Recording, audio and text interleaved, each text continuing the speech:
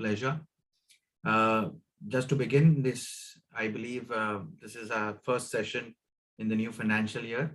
And Rashmi, compliments to your team. We have already scored a half century. So kudos to all of you. That's again only on Zoom, and I believe a few more on the other platforms.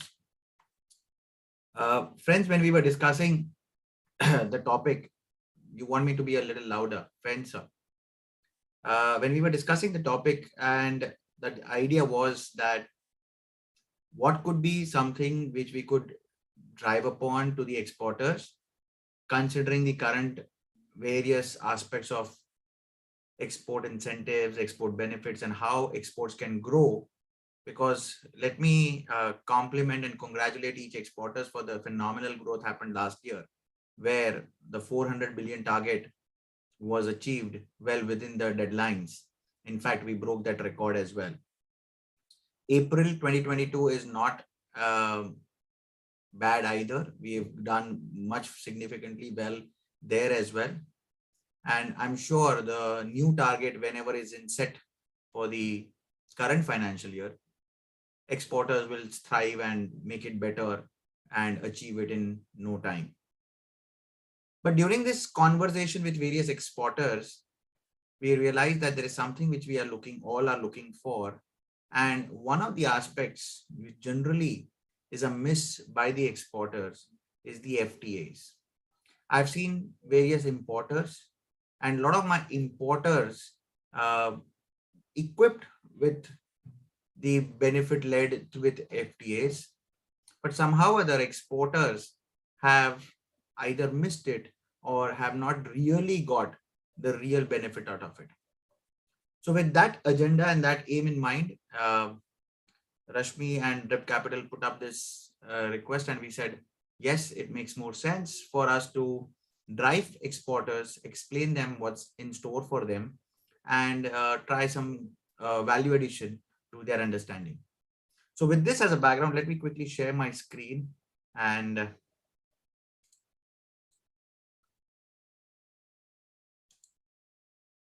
okay, a quick confirmation, Rashmi, is the screen visible?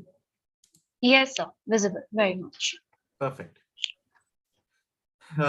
Friends, the topic we've discussed is FTAs for export led growth. Now, please understand FTA or free trade agreement. Please do not mix it up with FTP. When you use nomenclatures, it is very easy to get drifted out. FTP is foreign trade policy. We are not discussing that at this point of time. We are talking about free trade agreements. Idealistically, it's a trade agreement, so it is both export, import, both. What our focus for today would be that how can an export growth can happen through a free trade agreement, and what needs to be looked into as an exporter, how it can visualize and look at FTAs as another channel to go and grow through these aspects. So many exporters, many clients come to us, and we were discussing, and when we discuss the aspect of FTA, the first question of that, so what is FTA? What do you mean by these? Well, I can give you some technical meaning. Arushi did define the technicalities of this, but let me put it in a simpler, and I found out that no better than this image, which I'm sure most of you are well versed with, and many of you have reached the milestones in this league. Maybe last 2 years, of course, you were not traveling, not holidaying, but many of us are members of these frequent flyer clubs and the hotel clubs and the, the best of the best membership program. So what does this happen? I and you can fly, but assuming, let's say if Rashmi is a frequent flyer member with Air France or with Taj or with Singapore Airlines, what difference happens is she has a better access. Maybe she can access at a business lounge, maybe she can access at a business counter to put up her baggages. Maybe she has access to free lounge. Maybe she has access to upgrade vouchers. So many other things which she probably can because of her being a frequent flyer member of this club, rather than us who are not, probably because we have just a normal regular ticket. Does that mean that I'm not able to fly? No, both of us can fly from Bombay to Singapore in the same flight. So the business is like this in the free trade. We are all, or almost all our countries, are member of the WTO, which means that we have to have a level playing field. No favoritism kind of a thing can happen. But when two or more countries decide that they want to have a kind of a benefit of mutual interest, they could do so by having a free trade agreement. What does this become? That these two countries, when doing business within themselves, they are better than the rest. So when I offer some goods to Korea, I am better than the others because India, Korea have a free trade agreement. And based on that, certain of my products will be welcomed, will be privileged, will be happily received within the country by the Korean side. And similar, certain Korean products will be accepted in India. It could be in various forms, in various methods. So this is what a free trade agreement entitles to. How does it do it? Well, in most likely cases, it basically reduces the custom tariffs or non-tariff barriers. So if you look at the theoretical, technical, and a specific definition, free trade agreements are arrangement between two or more countries. It could be two countries, we call it bilateral. If it is more than two countries, it is multilateral. We do have with trading blocks like the ASEAN, the Mercosur. So there could be more than one, more than two, multiple groups, where basically we will agree, or the countries agree, to reduce or eliminate, number one, the custom tariff barriers. Custom tariff barriers in a very basic and a layman language is the customs duty. So they will start reducing the duty or eliminate the duty substantially so that the goods from that country can come at a reasonable cost or zero customs duty.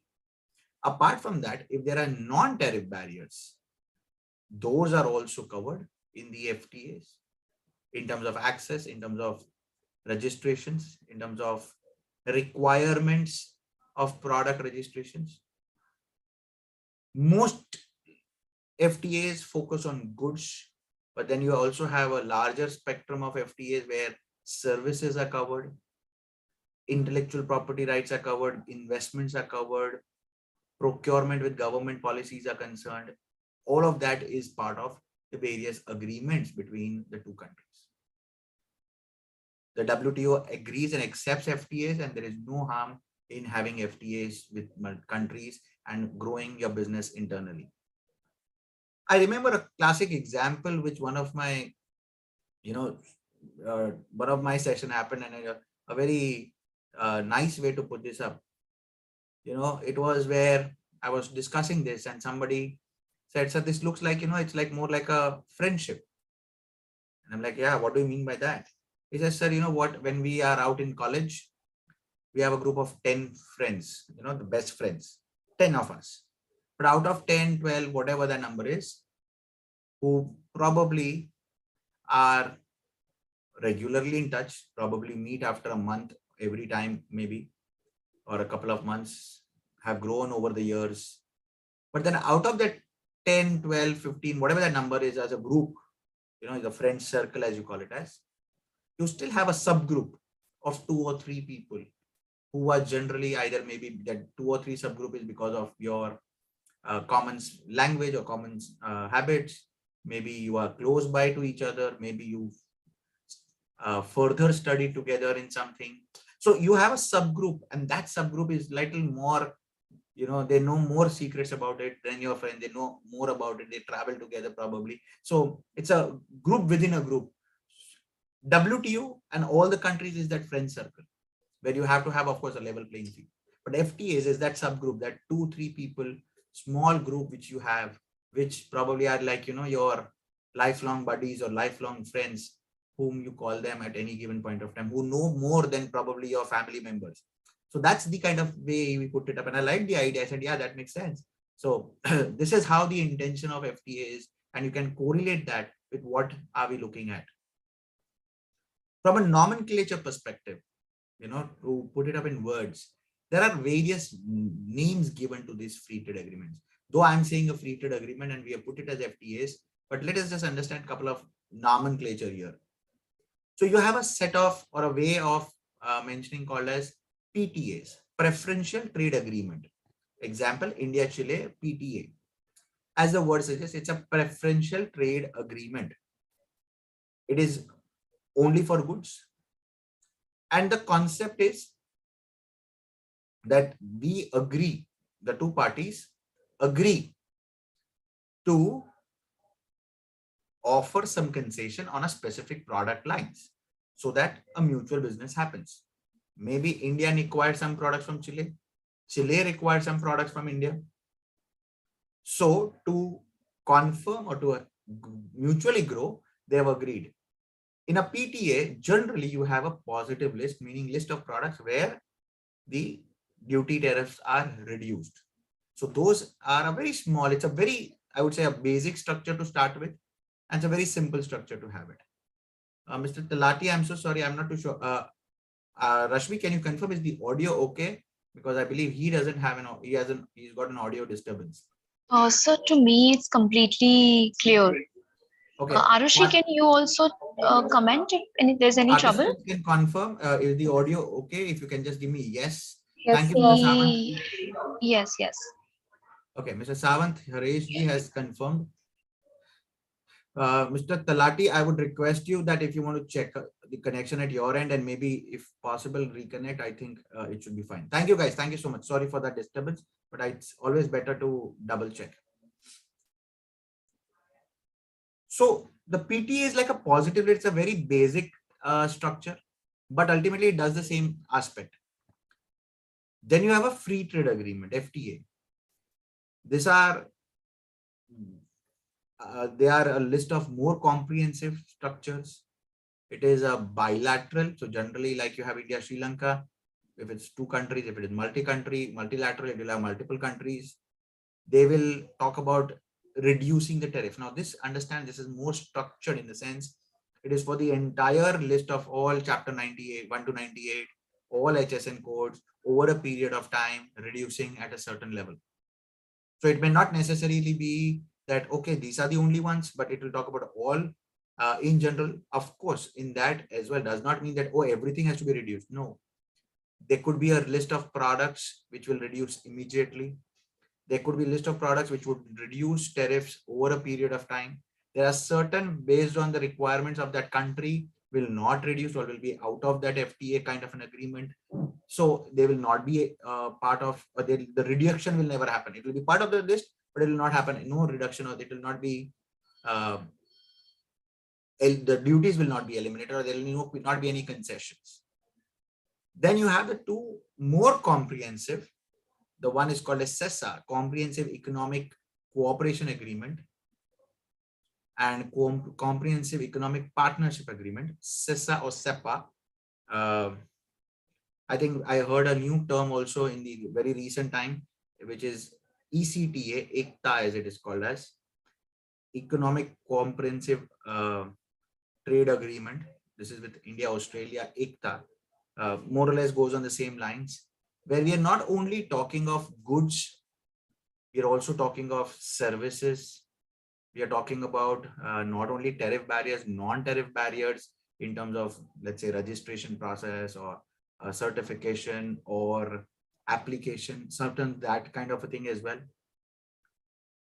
IPR protection, competition-led issues, access to various other services. So all of these is done in a holistic manner.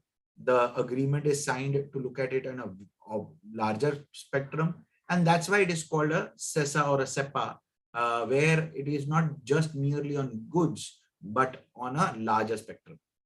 Example to give you is India-Korea CEPA. We have multiples. Will run through that list as well. But this is just the nomenclature from what you have to understand. If I ask you, does it matter to me? Well, academically, yes, you need to understand what it is, but it is like the name of the program, whether it is a free, whether it's called a mobile phone or a cellular, it is the same. Or whether you call a frequent flyer program Jet Miles or Sky Rewards, right? Whether you call a points or price. So, I mean, in terms of you as an exporter, how it doesn't matter? Not really. But yeah, you might want to academically understand that why or what is the behind rationale. So if you're talking about a PTA, you would want to look at it. That is your product in the positive list of that agreement, then there will be some benefit to you. If it's a free trade agreement, you'll have to see what all HSN code is, the structure of the tariff, how does it get, does it happen elimination in the straight away first year, or does it happen over a period of time?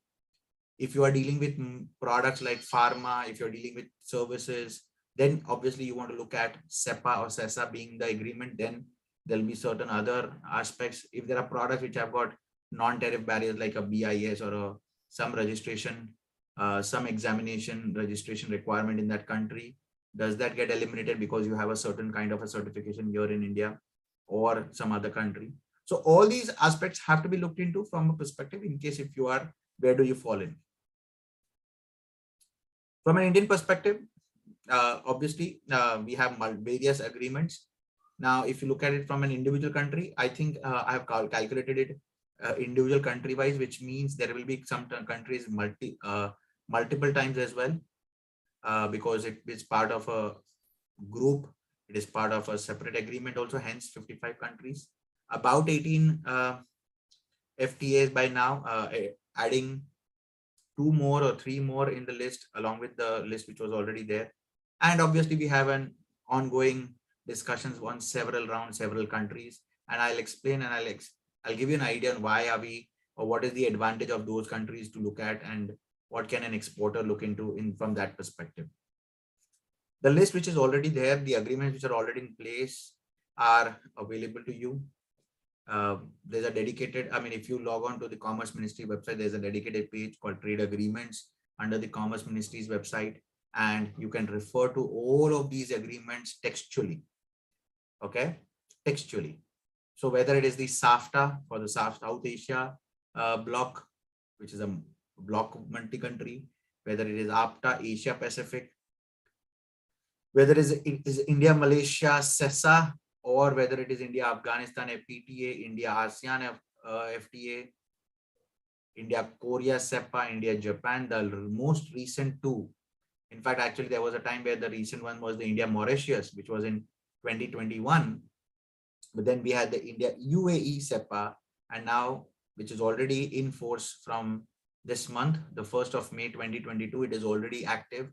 We are now reaping the benefits of that India-UAE CEPA. I'll explain you the details of it as we move ahead. And then already in the discussion, we have already signed, the agreement is signed, the working is on, and I'm sure it will have a structured at the, probably positively by this year itself. That is the India-Australia ECTA or ECTA.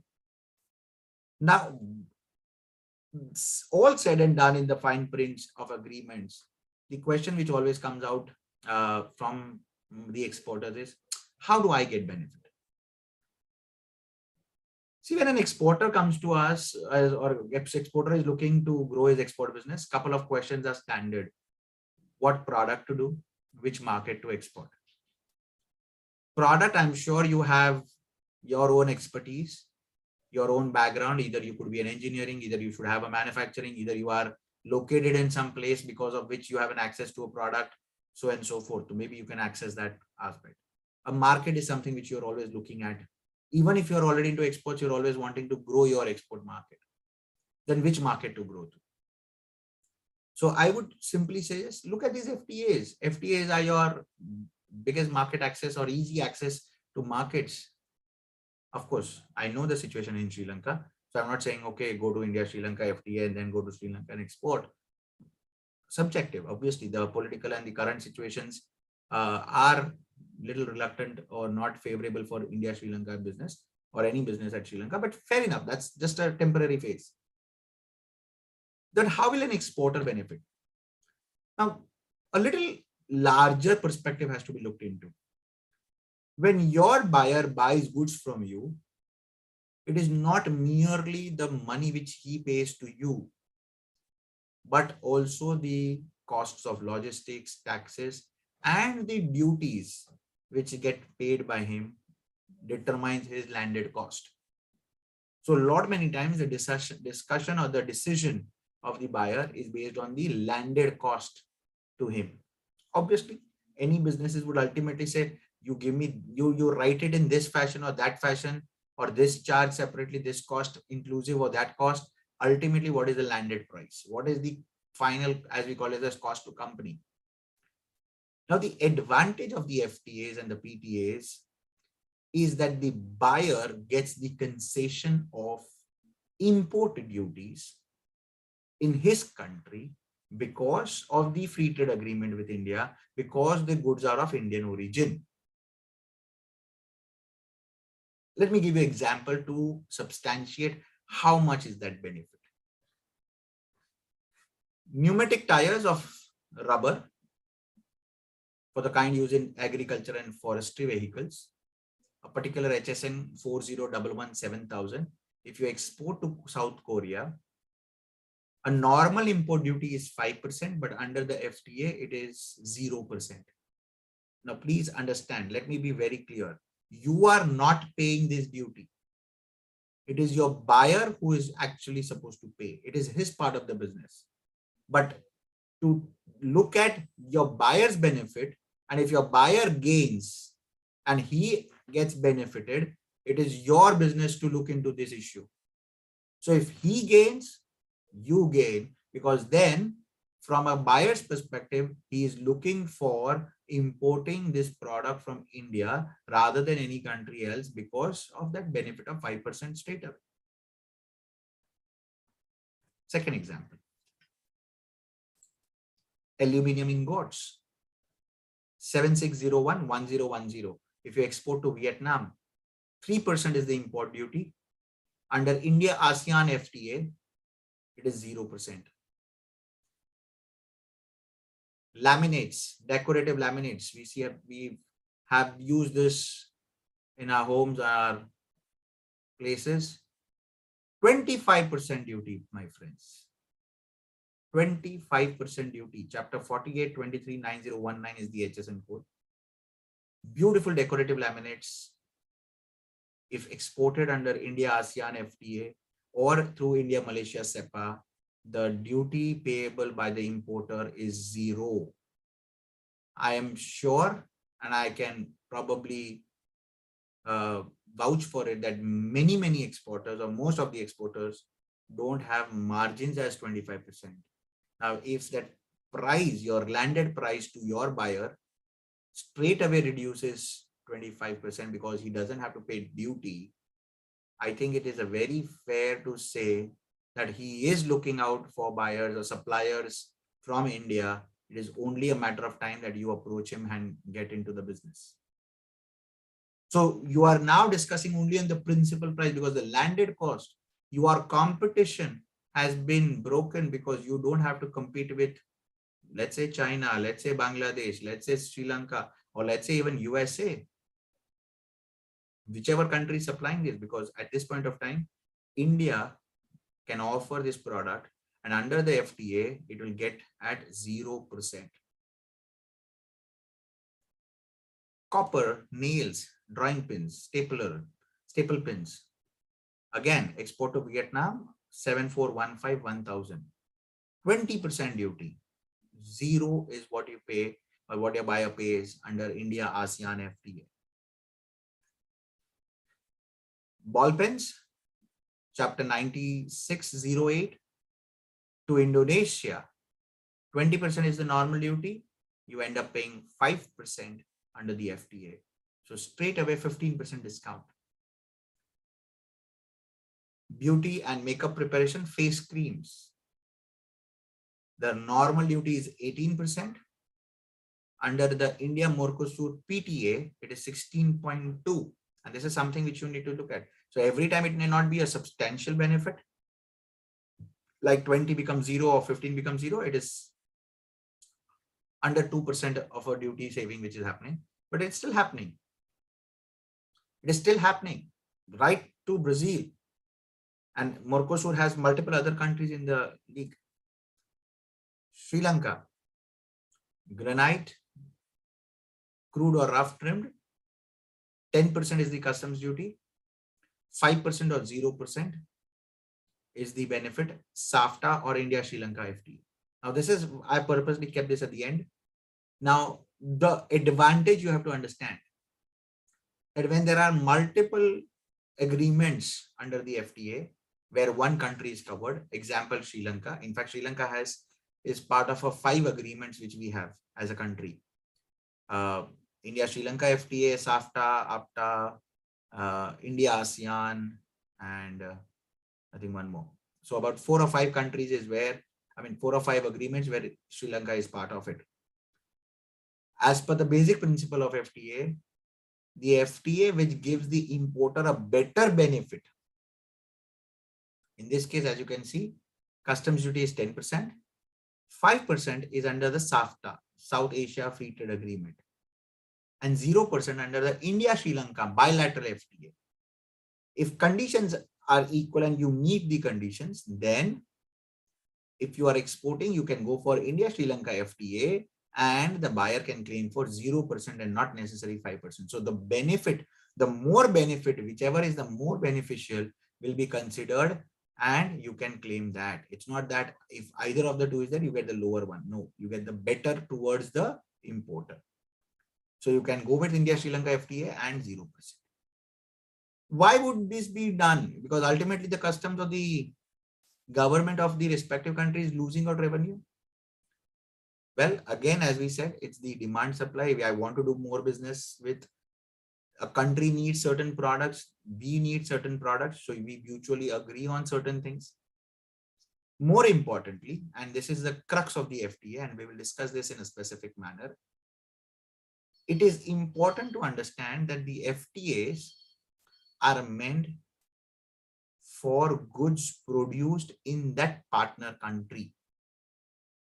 That means if it's India, Sri Lanka, we are referring to the Indian origin goods, Sri Lankan origin goods, which means that if the business happens of granite, if business happens of beauty cream, if business happens of aluminum ingots, these are all going to be the ones which have been manufactured, originated in India, which indirectly means more manufacturing, more business, more employment, more, economy stability in the country. Hence, it is a win-win situation for countries as well on a whole. So one of the critical aspects in the FTA, in the free trade agreement from an exporter perspective, is you have to understand that there is a concept and a very, very important requirement of rules of origin. It is important to note that the marriage, the agreement is for the origin goods, goods manufactured, originated, created in that country are where they want the benefit to pass on. Not for goods which are, let's say, manufactured in China, procured from China to India and then exported back. No. So the rules of origin, which determines what kind of processing will happen, what kind of manufacturing, how much transformation from raw material to finished goods, whether the goods have been originated in the partner country, FTA partner country or not, is very, very essential. So the rules of origin are the critical aspects which allow how much processing, how much imported content, because obviously in many cases when you want to manufacture, let's say example, I'm manufacturing this beauty cream, face cream. I might be using certain chemicals or certain, let's say, perfumery compounds which are imported. Now you may say that it is very easy to say everything should be Indian origin, but maybe that perfumery compounds, the fragrance, the color is required to be imported because that's the best quality and I go for the best ones, which means you have a non-FTA ingredient the product which is outside this two partner country. So how much that is allowed? How much it should transform? Can I just bring it and keep it along with the product? And will it be eligible just because I'm adding a product? Which means, let's say I want to export pencils. I want to export pencils, but along with pencils, I export even eraser. I import pencils from abroad, keep my Indian eraser, and then export as pencils and eraser together. Will that be eligible? So how much processing is allowed under the rules of origin is the critical aspect which you as an exporter should be aware of, and you should be able to comply to, so that when you say you want to export under the FTA, you are complied with the set of rules of origin and you are able to offer that documentation. Rules of origin make an important context in making assessment of the application, whether it is eligible under the FTA or not, right? So without preferential rules of origin, of course, FTA cannot be implemented. The heart and soul of a FTA is the rules of origin. Very, very important. Common criteria which are generally used is change in tariff classification. Very important. A thumb rule principle in terms of manufacturing or classification is that when you say you are going to manufacture, when you're going to process a product, the chapter or tariff heading, tariff classification changes. So from the raw material HSN code to the finished good HSN code, there has to be a change. Now, whether the change has to be on the first, at the 6-digit level, or at the 4-digit level, meaning at the subheading level or the heading level, or at the chapter level. Now, if I bring in paper, which is chapter 48, and I'm prepare printed articles, which is chapter 49, I'm changing at the first 2-digit level, which means completely different, which is very good. But if I'm buying a paper and I'm making something out of it, or I'm making into a copier paper, so it's still under chapter 48, but maybe if it's changing at the heading level. So under my FTA, what is the level of change required? That is what is important. Second, how much regional value addition I have to give. The word regional here means the partner countries. Now, why have we used regional? Because in many cases you have a group of countries. So it could be, let's say if you're doing India, ASEAN, it could not necessarily, it's not necessary, it's only India. If you're buying from the ASEAN group countries, it's still eligible for the calculation. So how much regional value addition is compulsory? Very important. There has to be a substantial manufacturing or processing. Minimal operations. That means from bulk packing to retail packing, from multiple items to kitting, pencil, pen, sharpener, eraser packed together. These activities are not considered for the rules of origin. So you have to be very, very clear that whether it is a substantial manufacturing process or it's a minimum or a minimal activity of operations, that's not considered. You will have to go into a real hardcore manufacturing of the product. Origin of the goods should be India and India alone in terms of exporting from India. There are two sets of product category. One are products which are wholly obtained or produced in India, which means there is no imported content in it. You have not purchased it. So ideally it is all the food which is grown or the natural things. So they are wholly obtained. And second, obviously, where you don't have an imported raw material. Then you have a product category where it is not wholly produced, but it is followed under the rules of origin, where a conversion or the regional value content is mapped, it is limited, it is as per the agreement, and each agreement will define how much regional content is minimum required. So 35% is minimum required. Your conversion should be CTHS or heading level to heading level. So how much is the change required is what you will have to examine in the agreement and then agree or qualify for the FTA or not, whether your product qualifies for it. Just a simple example. Let's say the regional value content is 35%, meaning minimum 35% local content is required. So you can have about 65% imported. But what if it is 60-40 or 70-30, let's say? You're only able to have 30% local content. Now you can't, because then it's not wholly produced or not part of the criteria under the rules of origin, because you have not complied with the minimum 35% regional content requirement. So you have to go with the minimum regional value content. Now each agreement, each FTA is different. There cannot be a standard rule that, oh, okay, this is required. Yes, the standard rule is most important, and bottom line, it has to be the goods have to be Indian origin, or the origin of that country, which means it has to be manufactured in the country. You could use raw material imported. You could use raw material of the partner blocks. And there could be a situation where, if things happen correctly and it's your product, you could end up having that you are, let's assume I'm exporting a product to Korea. Maybe my finished goods, which I'm manufacturing, requires a raw material, and that raw material is available in Korea. So I buy that raw material from Korea. Because that raw material is coming from Korea, it is part of the agreement, let's say, then I get a duty benefit there. And when I export, obviously this is part of the two partner countries, it gets considered.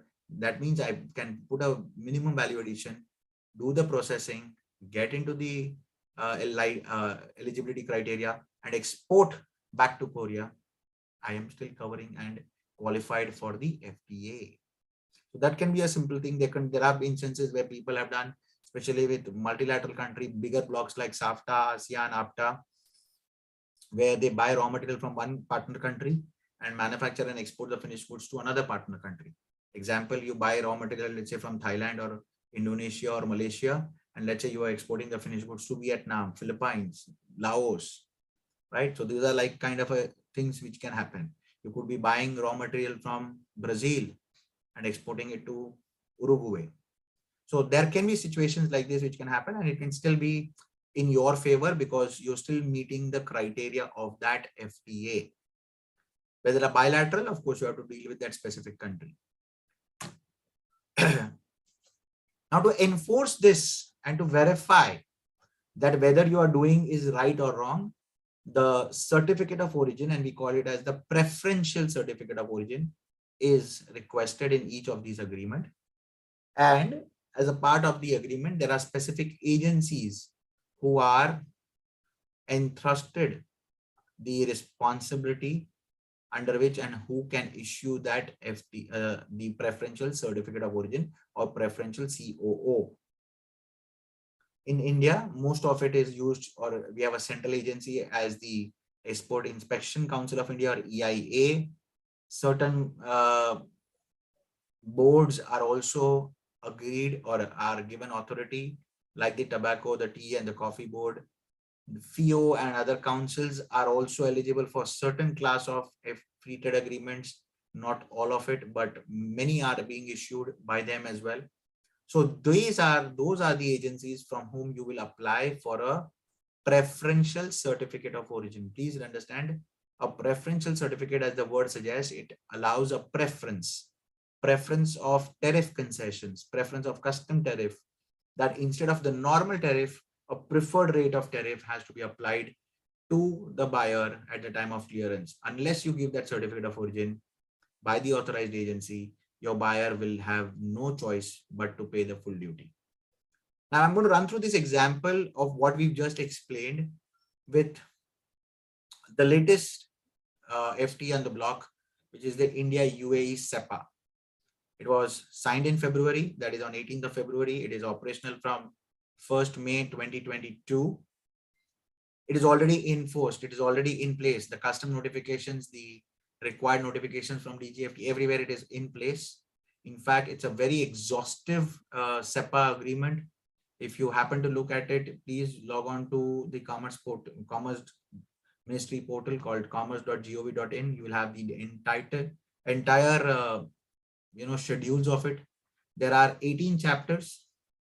A specific chapter is available for MSMEs, specific chapters for services, IP, government procurements, and very specifically detailed working has been done, because remember, it is a comprehensive economic partnership agreement. Now, this is what you and I are probably looking at. Annexure 2A and 2B. Annexure 2A is the commitment of India in goods, which means these are the products which India will allow of UAE origin at a lower tariff. There is a corresponding custom notification already issued for the respective products. My exporters are rather not looking at that. My importers are looking at that. Exporters, you will want to look at Annexure 2B. These are the commitments of UAE. Please remember, UAE levies 5% duty on most of the products. So you will want to look at the Annexure B, which is an exhaustive list, and the list looks something like this. I'm sure this is not readable to you guys. I'll just zoom in for your reference. I think this is better. So there is a serial number, there's a product HSN code, description. Now please understand, do not try to match your Indian HSN code with the UAE HSN code. It will not match exact to exact at the 6-digit or 6-digit level. Okay. India follows an 8-digit, which is different. This is a UAE HSN code. So you will have to match it at the first 4-digit. Look at the 6 digits. If it is matching, fantastic, great. Beyond that, it may not match, but then the description has to be taken into consideration. The normal standard tariff is 5%. And then you will have various others. So example, I'm going to, if I use the pen, it will zoom out. But if you look at serial number 3637, okay, self-copier paper, it's right in the center of your screen. In fact, I can take it on the top, so it's easier. Yeah. Okay. So if you now look at it, it is right on the top.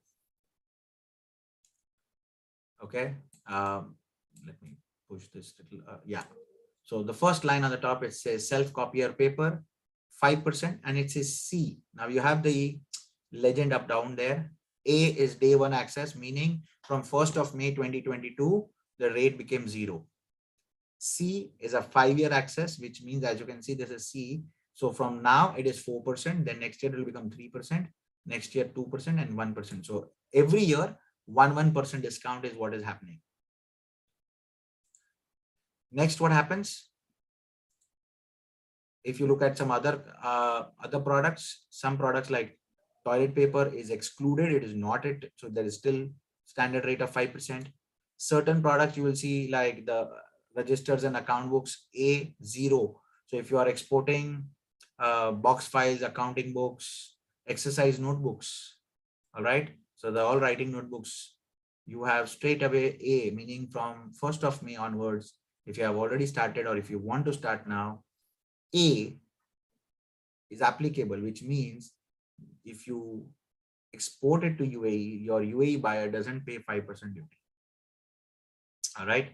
So this is what the tariff is, and this is how you will have to read through the notification. It's year wise, 1, 2, 3, 4, 5, 6, up to 10 years. So there are typically 3 blocks in this notification. Day one access, meaning everything which starts from 1st of May. 5 years access, which is 1% reduction every year. You have 7-year access, and then you have a 10-year access, which means 10 years is 0.5% every year. All right. So there's another example here as well. This is again Annexure 2. Some more products, again AAA, all at A level. If you can see, even like this is the entire chapter 96, miscellaneous 96 and 97, 96, 97, 98, where you can see the entire tariff lines are A. So all of these are right from day one, 0. Totally, we have about 7,581 lines. This is the last product. So 7,581 line, about roughly taking 145 pages, is the Annexure B, which you need to refer. Look at your specific product and see whether your is A, B, C, D, meaning whether it is under 5% or it's straight away 5% off or it is less. So this is the kind of an agreement. Now, please understand, this is how India UAE has been structured. It is a CEPA, it is different. Others, India, Australia, which is happening, will be little different. India, Mauritius, which is already there, it is different. So this is an example. Just because this is a very immediate and recent thing, it makes sense for us to understand. Now, again, go back to the point is, it is for Indian origin goods. So country of origin is very important. Product specific rules chapter wise are available. So you have an extra 3B, which talks about products, PSR, product specific rules. How much should be the value addition? So whether it is chapter 28, where it is CTSH, meaning your raw material chapter heading at the subheading level, right? It should change at the chapter subheading level, plus you should have a value addition of 40%. Example here, you see here, this is WO, meaning it is only products which are wholly obtained in India are eligible. If you have a rubber product, let's say called as the technical specific natural rubber, TSNR, if has any imported content, it will not be eligible, because here the product specific rule is only WO, only Indian origin product is eligible. All right.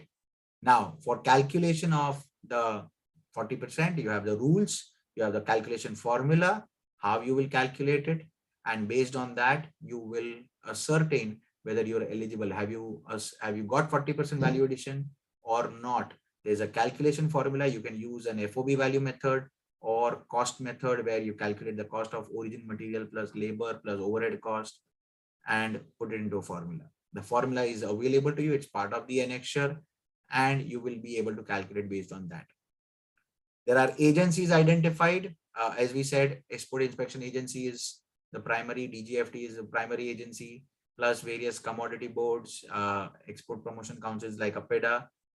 They are eligible for issuing the preferential certificate of origin. You will be required to fill in certain minimum information, and based on that, you will be allowed to, or you will be issued the certificate online. Okay, you will be issued the certificate online. The format is there. It's a standard preferential certificate of origin format, but it is now online. Clear? So this is an example of how the entire FTA agreement is there. We have to examine it for an exporter perspective. Again, I want to repeat, check out whether your product is there or not. If your product is there, agreed, fantastic, good news for you. That is a market which you are looking at, or can be a potential market. Second, check out the minimum value addition content. What is the rules of origin? If you are able to fulfill, is there any challenge there? If it is not there, great. Third, apply for the certificate of origin.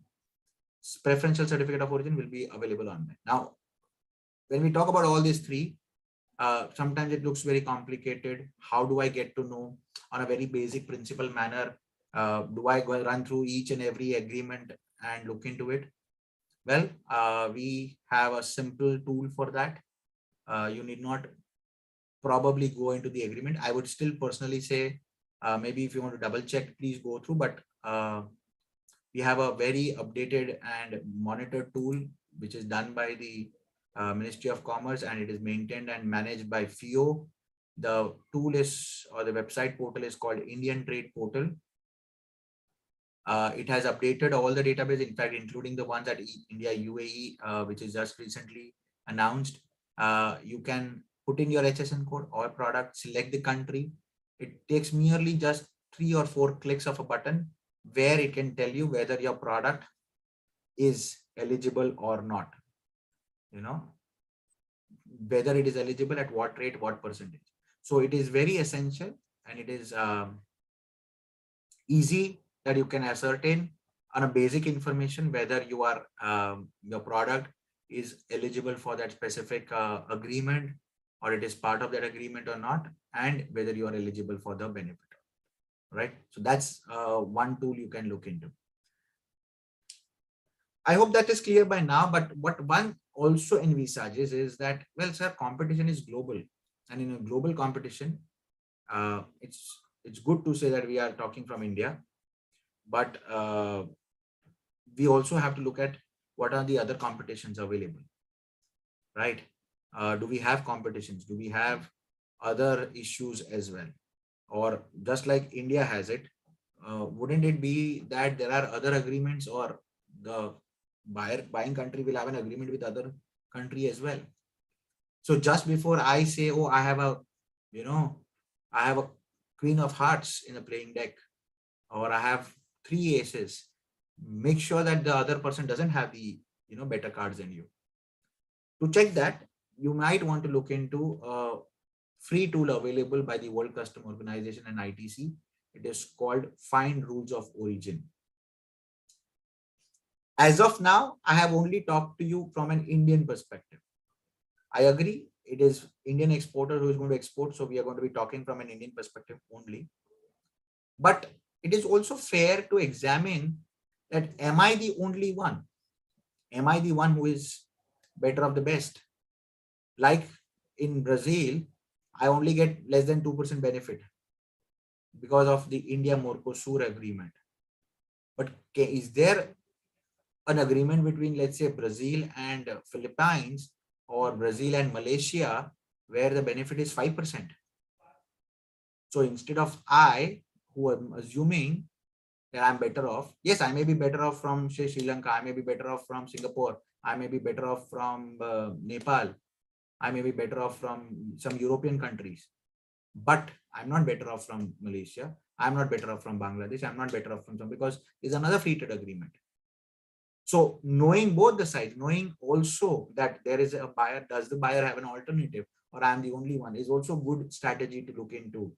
And fortunately, we have the tool available. We have the free tool available, rather, more importantly. So this rules of origin, find rules of origin.org, a facility available where I'm expecting that, okay, I'm going to export, let's say the same example, UAE. So UAE, 5% duty is there. I have an agreement, under free trade agreement, that my exercise books are going to go zero. I'm assuming there is a big potential from Singapore also, that Singapore may also be supplying it, or China may also be supplying it. So I will put in this find rules of origin, exporting country China, importing country UAE. I'll put my HSN code for the books and see, is there an FTA, or is there a discount? Is there something between China and UAE which I am not aware of? And if it is there, then I should be aware of. If it is not there, it will tell me that at least I am the only one which has an agreement.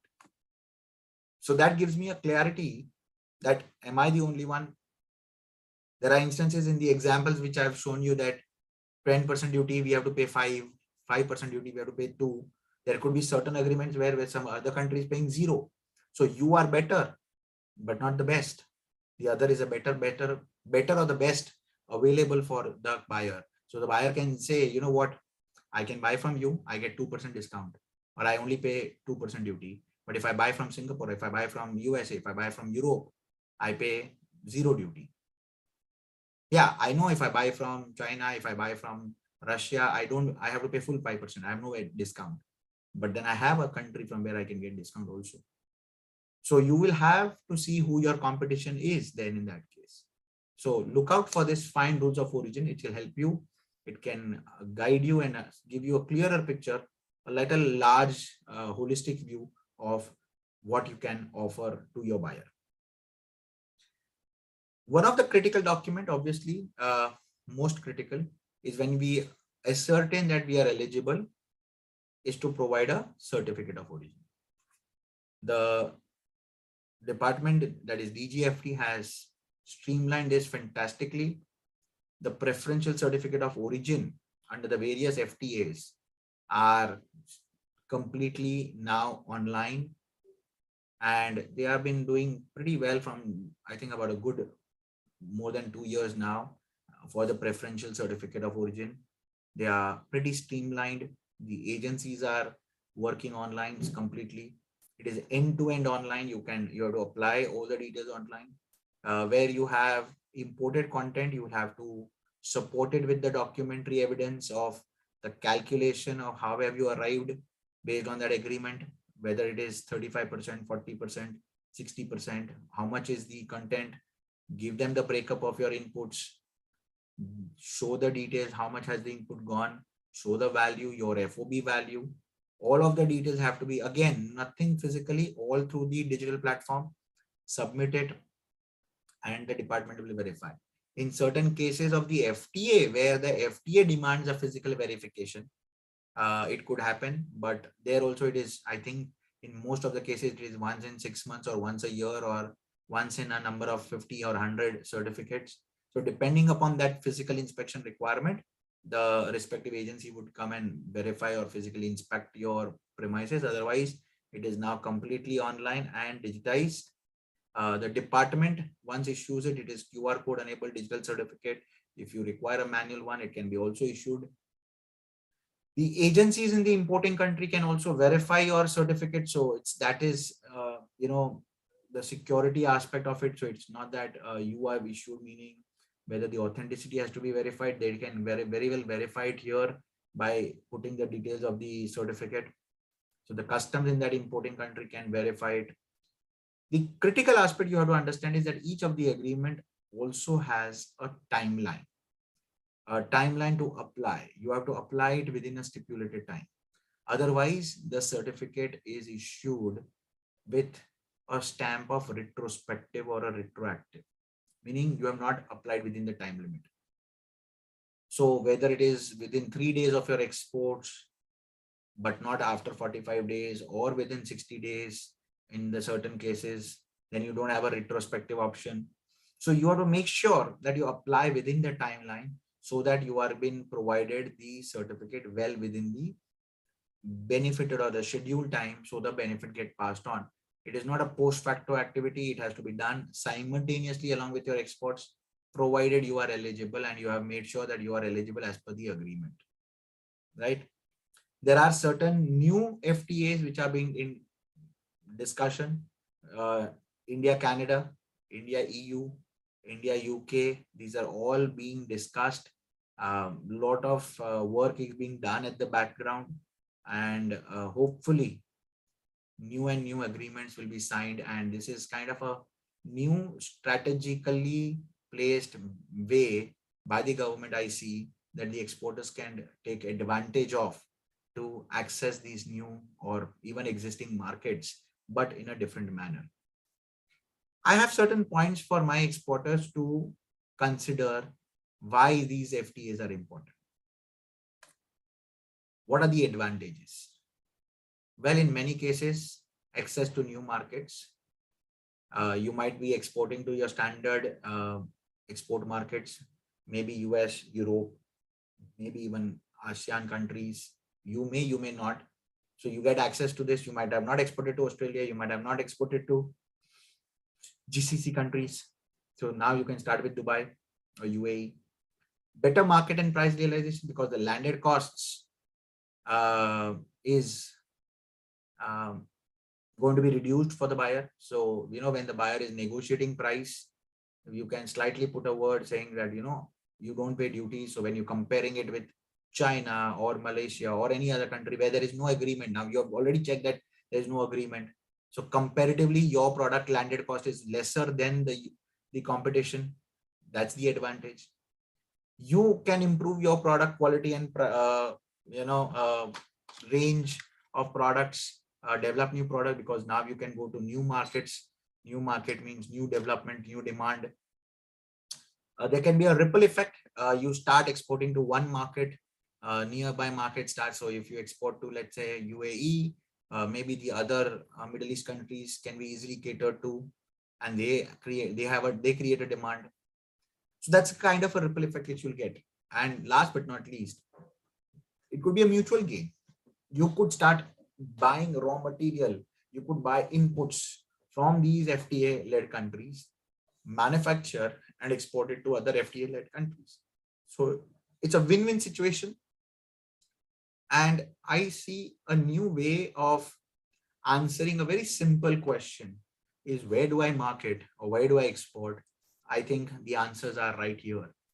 Every new or any new market or any new FTA being discussed, thought, worked,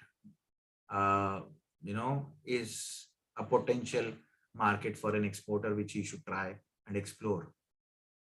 So whether we are looking at the new India, Canada, or India, Australia, which is going work, EU, UK, these are your potential markets which is going to come.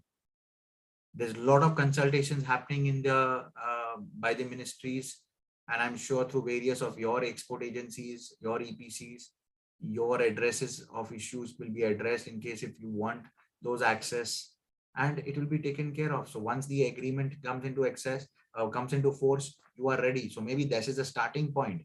I know that India UK will be probably signed in some point of time, maybe next 6 months, maybe in a year.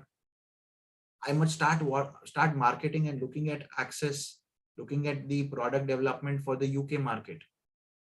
So something of these is what I'm looking at, and I think it creates a really good opportunity for all our Indian exporters. So this is what is more or less on FTA. I have one pointer left on the discussion before I take up questions and answer your queries.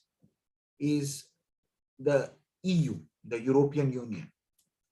Currently, EU has a what do you call as a unilateral way of thinking of. We don't have a bilateral agreement. It is a unilateral where they allow developing countries products at some discount, which was earlier with a certificate called GSP. But now they have moved through a system called REX, REX, which is Registered Exporter System. So REX is a short form of REX, is Registered Exporter. So as per the GSP system, they have moved in 2017 from what is called as the self or a declaration based system to, certification based system to self-declaration or self-certification. The exporter who is registered on the REX system, he himself has to provide a self-certified statement of origin. No document, no certificate, no COO, nothing. India has already been part of this REX system from June of 2018. Only thing is, prior to you offering a REX declaration, you have to apply for a REX number, which is available on or which is done through the European Union platform and then certified by the Indian agency. In the Indian agency, apart from the other agencies, DGFT is the naturally the main agency where you can apply, submit all your documents and get a certified number, which is the Indian REX number, which means you are a registered exporter. Now, if you are a registered exporter exporting to Europe of a value more than 6,000 euros, then what you only need to do is no certificate of origin is required, but you will require a statement of origin. So on your commercial document, which is invoice, packing list, or any commercial document, you just merely have to certify or put a statement that your goods are of Indian origin and this is what you certify and your REX number. That's good enough. Of course, there could be a random verification by the department. So you should keep the documents proper and keep this record for at least 3 years in case if the department wants to verify whether what you have said as a statement of origin that the goods are of Indian origin, are they really Indian origin goods or not. Even electronic format of records are acceptable. So as far as European Union is concerned, right, there is no specific documentation, there is no certification, no COO required, no verification. It is a self-declaration, which is part of the REX registration. Finally, before I wrap it up, because we are talking about FTA, it is at both the sides, though the focus was and the topic was export-led, but there is also a very clear case where a lot of Indian importers, imports into India gets benefited. In fact, I've always seen that importers benefit a lot because that's a straight cut of duty benefit. Your money gets saved. So you know that better and you are well versed with it, whether it is there. So your demand to your supplier, foreign supplier, that you'll want to give under free trade agreement, the certificate of origin is always there. But the department or the government has also found certain, black ships there are some challenges or there have been wrongdoings at the time of import. So just to make sure that the real benefit is passed on, and it is again, the origin of the goods are critical. Do remember that Indian customs have introduced a rule from 2020, which is called the CAROTAR, the Customs Administration of Rules of Origin under Trade Agreement 2020. It is called CAROTAR 2020, where if you are importing anything under the free trade agreement, of course, it's based on a rule-based or random-based verification based on various criteria, but the customs department may ask you for an additional information to verify your claim. See, normally at the time of import, you will have invoice, packing list, and that free trade agreement certificate of origin, the preferential CO, which your supplier will give you. But if it is required, the customs will ask you for an additional information, which is called as the basic information, Form I or Form 1. This information has to be provided by your supplier, which will have where was the raw material originated, what is the production process, just to reconfirm whether the certificate of origin preferential is eligible or valid for the import or not. My reason to highlight this is that at times it has happened that we don't have this information, and because your payment is done, the supplier has sent the goods to you, and now they are reluctant to provide you the information. So beforehand itself, if possible, keep this Form A or Form I or Form 1 ready with all the details when you are offering the supplier the order, so that when you import into the country, if need arises under the CAROTA rules, you can offer that certificate and then there is no challenge, and you are able to clear the goods with zero or discounted or concessional rate rather than paying the higher rate of duties, right? So this is how you're going to look at in terms of the FTAs. I think I have covered the most aspects of it, the preliminary and the basics aspects. Again, the whole purpose of doing this session and to give you an idea for an exporter's perspective is to look at these markets. Many times they are untapped, many times they are not looked into as a potential business partners, but you end up of doing some businesses with them. So in simple terms, it could be put up as that the difference between a stumbling block and a stepping stone is the way you use them. All right. So hopefully you will use these FTAs for your stepping stones and explore your business in this new financial year with this new FTA-led markets, right? Thank you so much for your patient hearing. I will share the link to the presentation, which you can download it for your reference. Thank you so much once again, Trip Capital and the entire team. And Arushi, over to you. We can take questions and try and resolve some of the queries. Thank you. Thank you, Mr. Shah, for such an enlightening session.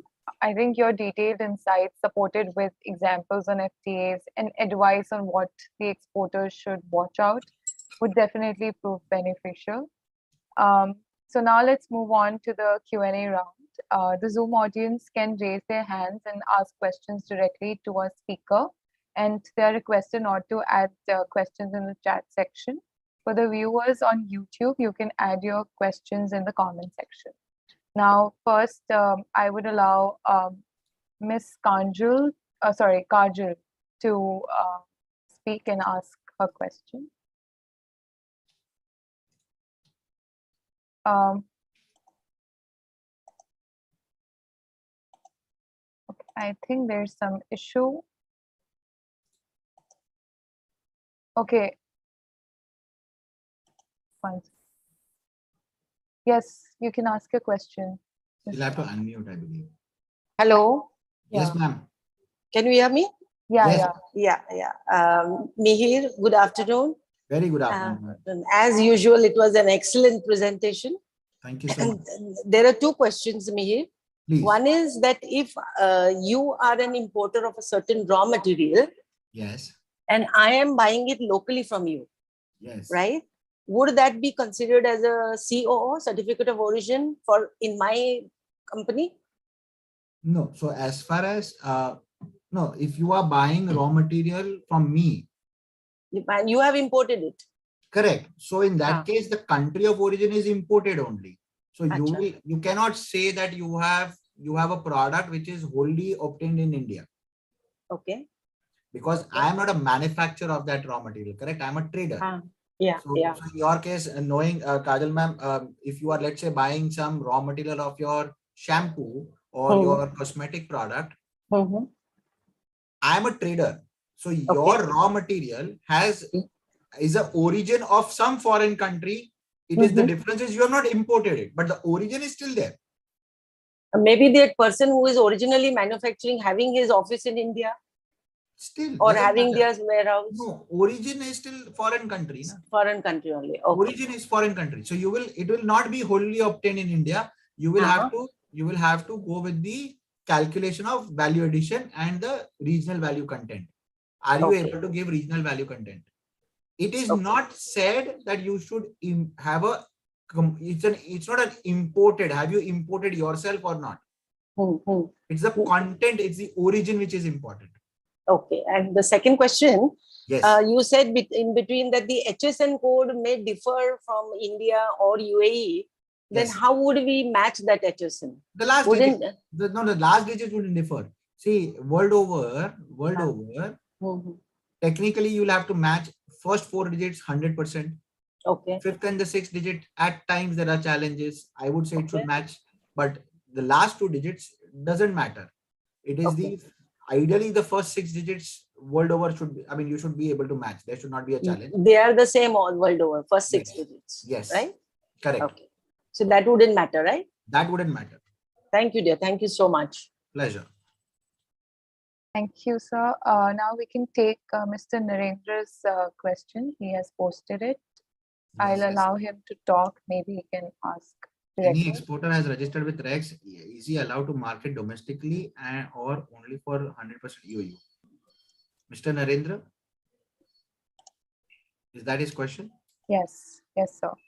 Okay, Mr. Narendra's question. Narendra sir, if you can unmute, if you have taken a REX, is he allowed to market domestically? 100% yes. Why not? REX is, so it's like this. You have a first class pass. Can you board a second class? Obviously you can. REX doesn't make you, registered exporter doesn't make you ineligible to do domestic business. There's no issue at all. Okay. REX only is eligible. REX is an additional certification or additional registration for your EU related export. I mean, you might require an FTA for other countries. So you will go for CO there. You might still do domestic. Domestic is not a problem. There's no issue or nothing related to domestic at all, sir. All right. Yeah. Okay. Thank you. Thank you, sir. We'll move on to Mr. Milind Sawant. Yes. I got this question. Yes, sir. Say suppose I'm trying to do as a merchant exporter. Yes. So I wanted to ask, dealing in multiple products. Yes. Okay. How a country of origin certificate be produced? No, dealing in multiple products doesn't stop you from country of origin. I didn't get that query. I mean, how? Suppose I'm having different type of products, say construction products, agricultural products. That is not raw material, it's equipments or the accessories. So if I'm trading in that, does it require country of origin certificate to be provided to the exporting country or importing country? No. So the question first is, if you're talking about a normal certificate of origin, which is non-preferential, depending upon your buyer and the country's requirement, it may be provided. Okay. Now you are not a manufacturer, so you're a merchant exporter. So you're dependent on the manufacturer for a certification whether the goods have been manufactured in India or not. The fact is very clear. Somebody has manufactured it. The origin of the goods are very clear. It is either Indian origin or an imported or a foreign origin. Each goods have to have an origin, right? It cannot be that I don't know the origin. If it is that, then you will not get the benefit. If let's assume you are buying from me And I don't want to tell Milind, I don't want to tell you whether this is an Indian origin goods or let's say you are buying this ball pen from me. And I don't want to tell you whether this is Indian manufactured or Chinese one. So I will tell you, no, I will not tell you whatever it is. I'll just sell you the goods. Now, in that case, Milind Sawan cannot write it is Indian origin because you don't have a proof. Okay. You cannot say, so that means you will not become eligible. You will not be in a position to provide a preferential certificate of origin. It will be country of origin unknown. So normal benefit, normal clearance will happen at a duty payment. If the country has a duty 5%, 5% will be charged. But if you want a preferential certificate of origin, you have to prove that this is Indian origin. Na? Okay. You will have to prove, sir. So for merchant exporters, preferential certificate of origin, you will have to have backup from your manufacturers to clarify and confirm that this is a goods manufactured in India and that reasonable value addition and all has been met. Okay. Yeah. And secondly, in the same line, yes, please. For agricultural products, for example, processed products or dehydrated vegetables. Yes. So I have to have, exporter, I have to have FTAs registration. Sir, again, we are mixing the two. From FTA perspective, there is no APEDA or no other registration required. APEDA may be required from a export perspective, from your requirement to deal. It's like, do you require a FSI license? What the rule of the law hai? Whether FSI or Food Safety Standards Authority registration for export is required or not, whether I do FD or not, whether I want APEDA or not, whether I want to claim export incentives or not. So I think we are mixing the two. As far as your certificate or FTA related issue is concerned, there is nothing to do with APEDA registration or anything else. It is as simple as that. Does my does FTA require you to be having an IC code? I don't see a requirement. But the law of the land says without IC, you can't export. So you will have to go and take the IC. Fine, fair enough. Yeah. Thank you. Thank you. Yes. Yes. So we can now we can take Mr. Ashish Dodia's question. Yes, Ashish ji, can we have him unmuted? Sorry, I got my answer actually from your presentation, so and that's okay now. I don't have any question. Thank you. All right, thank you. Thank you. All right. Next, we have Mr. Kushank from SV Exports. Hello. Yeah, Mr. Kushank. Hello. Am I audible? Yes, you are. Firstly, thank you, Drip. Thank you, Mihir ji, for such an excellent webinar. Thank you. I have two very small questions for you, sir. So, please. First question is, how does the current trade agreement with Afghanistan, current takes? What is the current status of the free trade agreement that we have with Afghanistan? The agreement. One thing I would like to know is like to take the benefit under the free trade agreement. Currently, my buyer, must be situated in Afghanistan. He is asking me rates. The buyer, Islam Kala. lost you on the the land ports in Afghanistan. But I have quoted him till the port in Iran, that is Bandar Abbas. So do I need to how can I take the benefit of this free trade agreement? The buyer has to be from Afghanistan only, or the shipment will be routed through Iran to Afghanistan, the land border, Islam Kala. So how can I basically structure this? Maybe.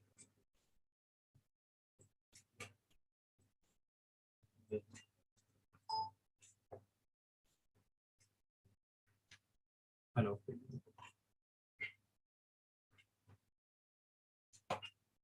Hello. Yes, sir, you're audible. Mr. Mihir, I think you're not audible and your video is stuck. I think he will just join back. There must be some connection issue. All right. We'll wait for a few minutes. Sure. Am I audible? Am I? Yes, sir. Perfectly. Sorry, I don't know. I thought I couldn't hear, but then I realized I'm only thrown out. Okay, Kushank, am I audible to you? Yes, sir. Okay, so Kushank, as far as India-Afghanistan is concerned, we have a PTA. To my understanding, there is no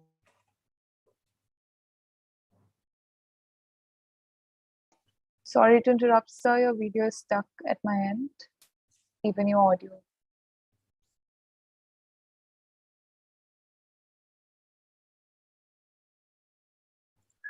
I think his connection must have got lost again. We'll wait. He would rejoin. Sorry.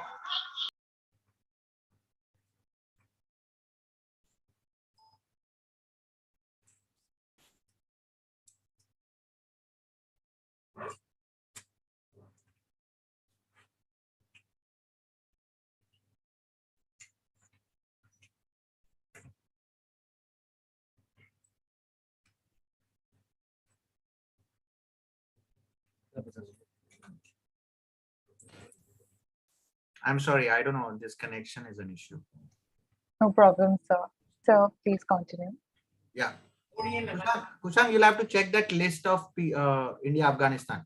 I think for you, so it is a valid list. It's a valid PTA at the moment. Okay. Okay. And sir, if you want to, take the benefit of this FTA, the buyer has to be from Afghanistan itself, and I need to receive payment from Afghanistan itself. Obviously, na, because buyer Afghanistan में नहीं होगा तो duty benefit कैसे मिलेगा? I mean, the location benefit. If I can add a notify party based in UAE and receive payment from there. नहीं होगा ना. So again, then that means if the goods are going to be delivered in UAE, then the UAE custom rules will apply. No, the export will be made to Afghanistan only, sir. Physically कहाँ से? Export Afghanistan होगा. Delivery कहाँ होगी? Where will be your goods going to be shipped? Like from Iran port, Bandar Abbas se it will go to Islam. Goods physically going to so it's very simple. आपका buyer UAE में है, UAE में ultimately तो वो जाके clear. Where will the goods be cleared? It will be cleared in Afghanistan. So he will have to pay duty there. Yes. You can take the advantage of FTA. There is no problem. Okay, but I can receive the payment from in the same invoice or say BL. I'll put a notify party from Dubai, and if I receive payment from Dubai, then not notify party. Then it is buyer other than consignee. Technically. Sorry, buyer other than the consignee. Allowed. There's no problem. That is not an issue, sir. Right? No. Okay, sir. Thank you. Yeah. Thank you. So we have a question posted by Ankit Mishra. He is asking, is REX registration required for UK shipment? Sir, Rex, UK is not part of EU. So Rex and EU doesn't, Rex and Europe, sorry, Rex and UK doesn't go hand in hand. Ankit ji, UK, we don't have at this moment anything. We'll have to wait for the India-UK FTA or something to come up with. And then we will have it. I think somebody had messaged. Yeah, please go on. Yeah, sorry. Yes, sir. And another question is GSP not in use after Rex? Obviously. So GSP was for Europe. US is already, we are out of GSP from USA. For Europe, GSP is no more there. In fact, the country Europe wants to go for a simplified process. They don't want to go for certification. They want to go for self-declaration. And they have already started that. So yeah, there's nothing as far as Europe is concerned, no GSP. All right, sir. Sir, we'll take a question from Mr. Pramod and allowing him to talk. Yeah, hi. Good evening, sir. Thank you for your brief presentation on this FTA. It is a great value addition to us. Pleasure. Likewise, we are into export for sanitary items in Tanzania. So I just wanted a help from you that can we opt for this duty exemption? Like, do we have a sanitary duty-free exemption in Tanzania? Tanzania, I don't know for a fact that Tanzania we have any agreement. So not to my mind that Tanzania is part of any of the agreement. In fact, neither of the African bloc where we have agreement in terms of FTA, because please understand it is FTA where you have to reduce revenue, right? The African countries are any which ways not a very cash rich country where they will have to reduce tariff. So not to my knowledge that we have an agreement with Tanzania. First question I would rather request you is you should do one exercise is maybe log on to that Indian trade portal, check the normal duty of your product on Tanzania. Okay. Pehle the Okay. duty, what is the duty? Hello. So your voice is bit disruptive. Sir, can you please repeat whatever you said, the last thing, because your network is still having problem. Oh, is my audio now clear? Yes, sir. Yes. Okay, so my request to Pramodji was that you can log on to the Indian trade portal and check on what is the duty structure in Tanzania for your product. Okay. I don't have any agreement with Tanzania, not to my knowledge. Okay, sir. Not an issue. Thank you. Thank you. Pleasure. Thank you. Thank you, sir. Now we have one more question from Mr. Amit. I'm allowing him to talk. Yes, please. Yes, Hello. Amit. Yes, Amit, sir. Yeah, hello, Mr. Mihir. Fine. All good, sir. Thank you. Yeah, I was a little confusion, Mr. Mihir, that I am a merchant exporter, and I would like to learn how do you find out from this find rules of origin that whether my product is under FTA or other agreements for Asian countries or African countries. Sir, find rules of origin is a site where you will find any agreement between any two countries. So let's assume you are exporting to, let's say Pramod was exporting to Tanzania. Now you are exporting from India, Indian goods. So you write export from India, import to Tanzania, your goods. Okay. If you get an agreement detail, fair enough. If you don't get it, that means there is no agreement. But here, if you say, for example, the first column says country, so should I mention India or Tanzania? Sir, it doesn't say country. It says exporting country. I think you're missing the heading. Hello. It says export country and import country. If you look on the website, if the tool which you are using, find rules of origin. Yeah. So it says import country, export from. I think you're missing the text. Export from and import to. I have three options here from this find rules of origin. The first option is export from. So when I click on the agreement, second icon after home. No, you don't need to click on the agreement. So you don't need to click on the agreement at all. Okay, then I should go on home. On the home page itself. Why are you want to go into agreements? It is very okay. So from the icon export from India, I should type India. Export from India, correct. Export from India, import to which country, and then the product. Okay. Now this can also be seen in our Indian trade portal. This is export from, let's say your competitor is coming, say your buyer is saying, "Nahi, mere ko China se sasta hai. I'm getting a better deal, or I can get duty benefit from China also."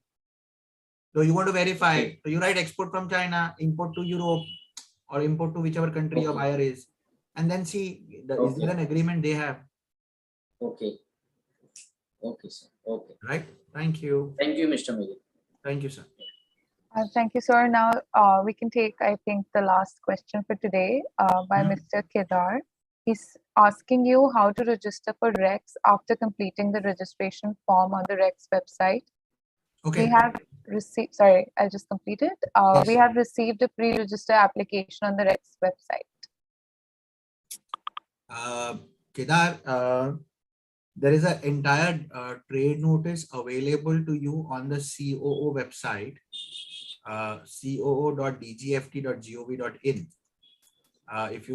I'll put it the answer here on the chat, on your Q&A. So if you can log on to that site, it is coo.dgft.gov.in. There's a public notice related to REX. The bottom line is that after you have applied and got that pre-registration form, you have to apply physically to the DGFT, your jurisdiction RA, with your supporting KYC documents like your company, your IEC, your PAN card, your director's PAN card, all of it, and submit it manually. Still, it does not become online. They will verify it. They will verify your HSN code which you are exporting, and afterwards they will certify and give you that pre-registration REX number, which is certified by DGFT, and that's where you are able to have a Rex number issued. All right, sir. Thank you so much for answering the questions in detail. Pleasure. Thank you. With this, we come to the end of today's session. Thank you, Mr. Shah, once again for being a part of Trip Capital's webinar and for sharing your knowledge with our fellow exporters. Thank you to all our viewers for joining and being an excellent audience in today's webinar. You will receive a short survey once we end the session. Request you all to share your valuable feedback and topics you want us to talk about in our upcoming knowledgeable session for our exporter community. You may also follow us on social media to stay in touch with Trip Capital. You can also follow our blogs and newsletter for recent trade updates and insights on foreign trade related matters. Please subscribe to our YouTube channel. You may click on the link shared in the chat section. You can watch all our previous webinar videos, including the ones given by Mr. Shah himself on our YouTube channel. With that, we conclude the session. Once again, thank you. Have a great evening, everyone. Thank you. Thank you, everyone. Thank you so much.